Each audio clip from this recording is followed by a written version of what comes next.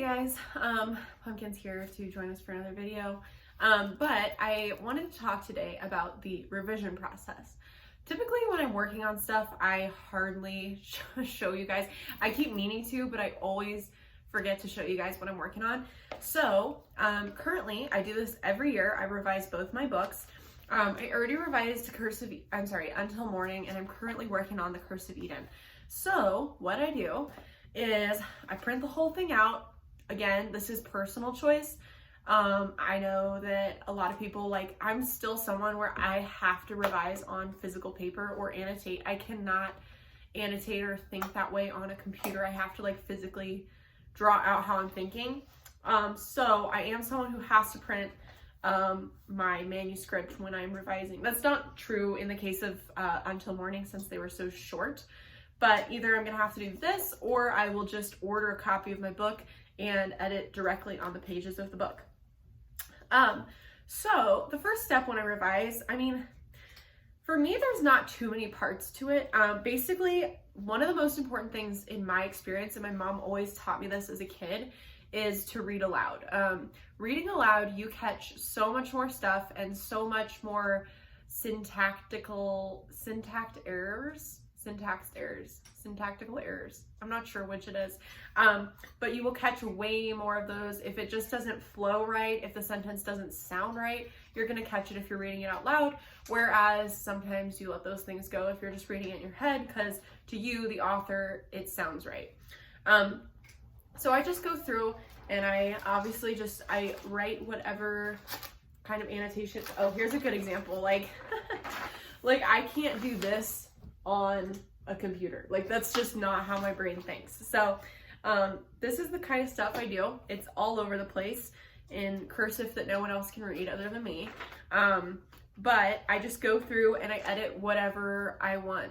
Usually I stick to grammar unless I find a plot hole. The first time I ever edited this book, I found a tiny plot hole, which I fixed. But yeah, I definitely, of course, you should really have all plot holes figured out before you publish the book, especially large ones. Those little mini ones sometimes happen, but I just realized the knife shows up in a different place than it was sitting before in the scene. So tiny things like that. But you really should not have any plot holes by the time of publishing. And I typically just look for grammar stuff, or sometimes I add more or less descriptive language. This book ended up, which is ironic because as a reader, I don't like descriptive language. When I go back to a good example is John Steinbeck. I love John Steinbeck, but the first couple chapters of his book are always just describing the landscape, whether that's Sonoma County or what's Monterey. He's always very descriptive in the first couple chapters, which always loses me as a reader. So it's kind of ironic that writing this book, I stuck very hard to descriptive language. But I felt because nature's so important to my main character that it fit right. But yeah, so I usually take out descriptive language, or sometimes I'm I could make this seem more real. You know what I mean? I could make this dress seem more real, or this character seem more real. So I'll add descriptive language in some cases. But again, most of these edits that are here are just grammar, me crossing out words, me making new sentences and capitalizing and, changing up the verbs and the wordage. So typically that's what I do. So I will read through the whole book and do this. And then what I do again is I type it into my computer at that point, all the edits, which takes a long time. This first page of my preface alone, I've wanted to do so much and rephrase so many things. So I go through my computer, I put in every single edit, which will take days. And then I read it out loud again. And it's kind of hard because oftentimes I end up doing a game of back and forth, where I'll change it in the computer and then I'll read it and I'm like, oh, I wish that was changed to blah, blah, blah, blah, blah. And then I'll go back and look at my original manuscript and I'm like, that's what it was originally. So it's kind of a game of back and forth a lot of the time. So it's just deciding what flows best, and that's up to your own opinion usually. Sometimes I'll ask other people like, hey, which do you think flows better? But ultimately it's up to you. And I also have to remind myself that if both options are something I like, then it's okay. You know what I mean? Like, just pick one, it'll be fine either way because you liked both ways. So that's kind of my thinking on that. But yeah, so I read through it. If I want to change anything, I make sure to look at it very carefully, because at that point I don't print my manuscript again. At that point, I don't go through my manuscript again. So it's very important that if I find a word where I'm like, how did I miss this? I make sure that it's not me in that moment, like tripping out and being like weird about that word when that word actually is normal. And then I end up taking it out. And then next edit session, I'm like, well, how did I do that? You know what I mean? So it's very challenging. I actually find though that the toughest part of the revision process, I mean, this applies to whether your book is published or not, but the what I'm about to bring up definitely applies to if it's only, that's not true. It applies to both, whether it's been published or not as well. But my biggest issue is getting KDP to approve stuff. For some reason, I made I think a whole series of edits, and I got so fed up because KDP was saying that, like, because again, I published this book like 3 years ago. So there's different guidelines that have kind of changed. Like, they kept saying that my cover was off. So they wouldn't let me put new edits in because they kept saying my cover was off by like 0.18 inch. And that would mean that I needed a whole new cover. So I'm kind of nervous even doing these edits because it's so much work and it's probably never going to go through because they're very, very, very particular.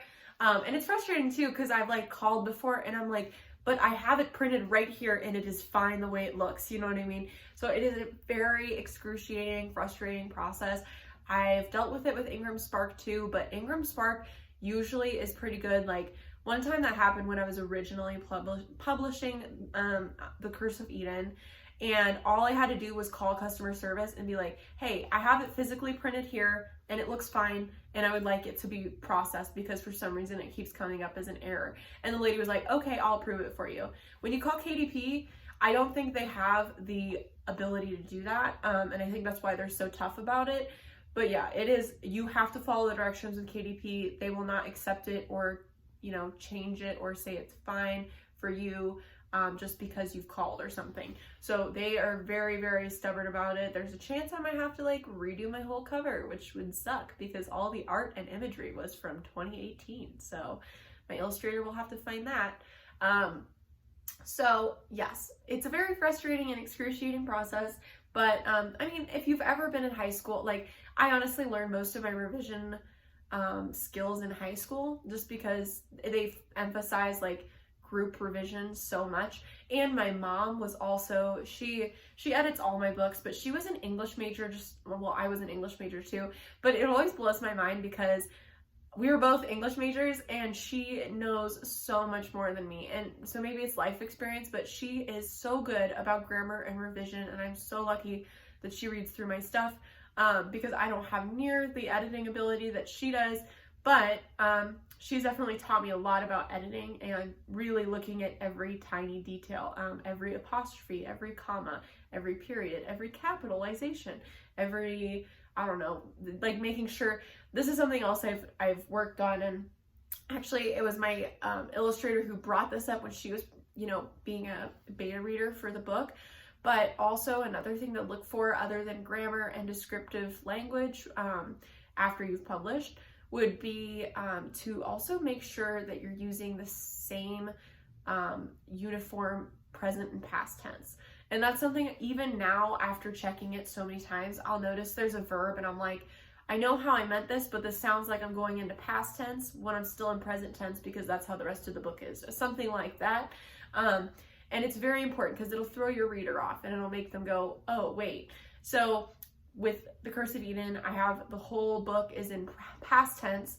And when she dreams, that's all in present tense. That's the only time that it goes into present tense. So that's something else to look for. That is definitely a great point, especially if you're doing your book in the past tense. I wanted the Curse of Eden to be narrated. Like, I'm telling this story of this girl. And there's a lot of books where they want, you know, you to be the character, and typically those take better. The style of the book, I really wanted to be the one narrating it, since it's kind of about a girl and her whole, it's like Inception. It's a dream within a dream within a dream, if you know what I mean. So the link to the Curse of Eden and Until Morning, both of my books, will be in the description below, as well as my Instagram, which I do post writing content on. I have a writing Instagram and a personal Instagram, so be sure to follow those if you are interested in seeing anything about me or anything about my writing.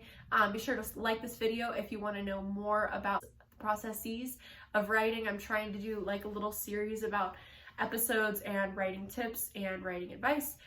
So this, I think, is episode 3, maybe 4. I'll see what I end up putting in. It'll say in the title. So thank you guys for watching, and I hope you have a good one. I'll see you in my next video, guys. Bye.